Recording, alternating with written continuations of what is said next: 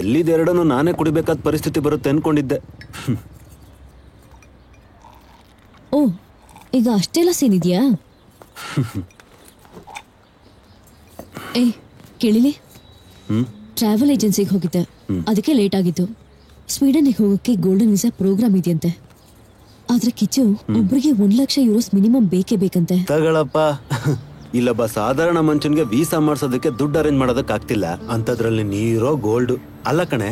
ಆಗೋ ಕೆಲ್ಸದ ಬಗ್ಗೆ ಯೋಚನೆ ಮಾಡು. Okay fine. ಓಕೆ. ಕಲ್ಲು, ಏ ಕಲ್ಲು, ಕಲ್ಯಾಣಿ ಚಿನ್ನ, ಸ್ವೀಡನ್ ಅಲ್ಲಿ ಬೀಚ್ ಇದೆಯಾ? ಮಂಜ್ ಮಾತ್ರ ಇರೋದಲ್ವಾ? ಮತ್ತವರಲ್ಲಿ ವಡಾಪಾವು ಫ್ರಾಂಗಿಂಗ್ ತಿಂತಾರೋ ಇಲ್ವೋ? ಹಾಗೇನಿಲ್ಲ ಕಿಚ್ಚು, ನನಗೆ ಬರಕ್ ಇಷ್ಟ ಇಲ್ಲ ಅಂದ್ರೆ ಡೈರೆಕ್ಟ್ ಆಗಿ ಹೇಳ್ಬಿಡು, ಸುಮ್ನೆ ಆಟ ಆಡ್ಬೇಡ. ನಿನಗೇನ್ ಮಾಡ್ಲಿ ನಾನು? ಏನ್ ಬೇಕಾದ್ರೂ ಮಾಡ್ಕೋ.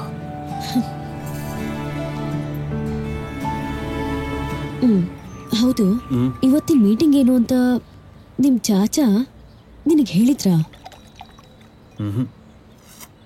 ಏ, ನೀನು ದುಡ್ಡಿನ ದುರಾಸೆಗೆ ಬಿದ್ದು ಆಮೇಲೆ ಅವ್ರು ಹೇಳಿದಕ್ಕೆಲ್ಲ ಒಪ್ಕೊಳಕ್ ಹೋಗ್ಬೇಡ, ಗೊತ್ತಾಯ್ತಾ? ಅದು ಇಲ್ಲೀಗಲ್ ಅಂತ ಗೊತ್ತಾಗ್ತಿದ್ದ ಹಾಗೇನೆ ಅಲ್ಲಿಂದ ಹೊರಟ್ಬಿಡು, ಓಕೆ? ನೆನ್ಪಿರ್ಲಿ, ಆಮೇಲೆ ನಿನಗೆ ಟೂರಿಸ್ಟ್ ವೀಸಾ ಕೂಡ ಯಾರು ಕೊಡೋದಿಲ್ಲ. ನಾನು ನಿನಗೆ ಈಗಲೇ ಹೇಳ್ತಾ ಇದ್ದೀನಿ.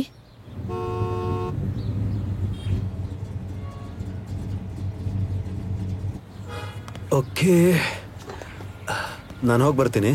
ಸರಿ, ಬಾಯ್. ಕಿಚ್ಚು, ನಾನು ಹೇಳಿದ್ನ ಮರಿಬೇಡ. ಓಕೆ.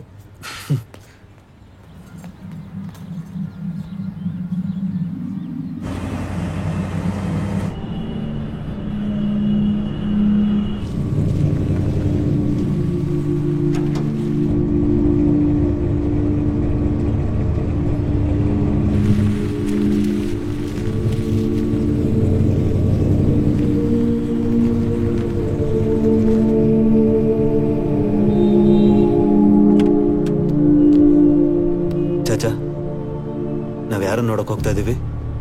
ನಿನಗೆ ತೊಂದರೆ ಆಗೋ ರೀತಿ ನಾನು ಏನಾದ್ರು ಮಾಡ್ತೀನಾ? ಇದೀಗ ನೀವು ವಿದೇಶಕ್ಕೆ ಹೋಗ್ಬೇಕು ಅಂತ ಸಡನ್ ಆಗಿ ಇಷ್ಟೊಂದು ದುಡ್ಡು ಕೇಳಿದ್ರೆ ನಾನು ತಿಳ್ಕೊಳಕಷ್ಟೇ ಕೇಳಿದ್ದು. ಎಷ್ಟು ಕಡಿಮೆ ತಿಳ್ಕೊತೀಯೋ ನಿನಗಷ್ಟೇ ಒಳ್ಳೇದು. ನಾನು ಹೇಳ್ತಿರೋದು ಅರ್ಥ ಆಗ್ತಿದೆಯಲ್ಲ?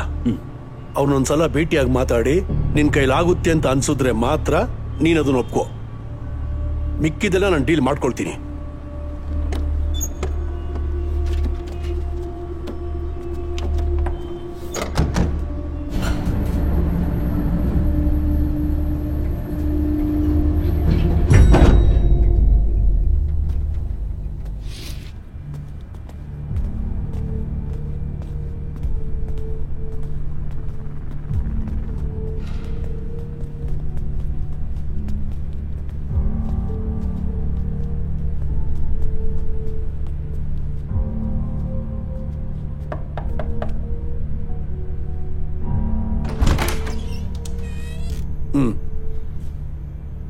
ನಾನು ಕೆಳಗಡೆ ಇರ್ತೀನಿ.